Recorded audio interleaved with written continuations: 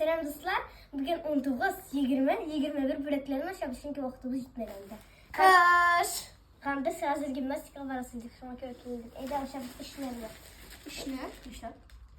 Çünkü işler. Ha. Ne kadar? Ne kadar? Oy. Ben bu ya. Ben üstüne ne bak. Usta, etirgeme ne? Bu da kafana. Etirgeme.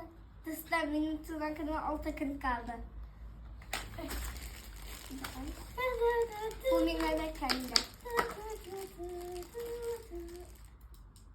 Ses kısıyor.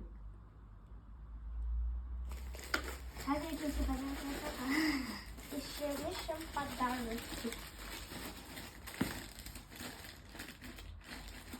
Bak. Maske oldu. Keyfim. İkisi ulaşam.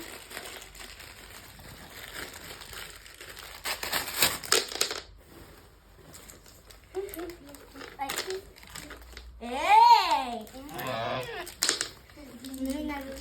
Hadi sil. Baş bana. İkini düşme. Ay. Burası. İçici. Ben nasıl gezdim? Ben oyuncu kuladım. Hazır. Ben nasıl gezdim? Aşağı. Şey yapalım. Hayır. Nasıl batışım? Ben bunu aşağı. Bu nasıl dostlar? Bu nasıl?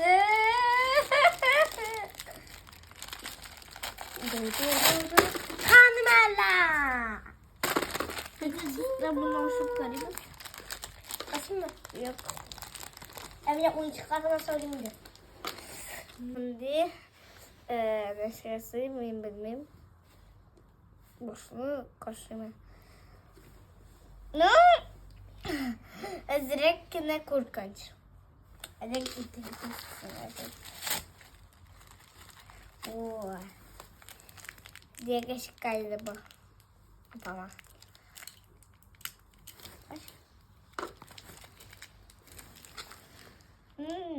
Bu ne aşağıda. Lakin özellikle ne korkunç. Ne bunu diye korkunç olacak. Korkunç değil. Bana ikisi duş bulaşacak. Ne bu değişikte bakın hazır. Edip şu kadar yüzümüzün aşağımız. Emine. Sağ olun dostlar. Sağ olun.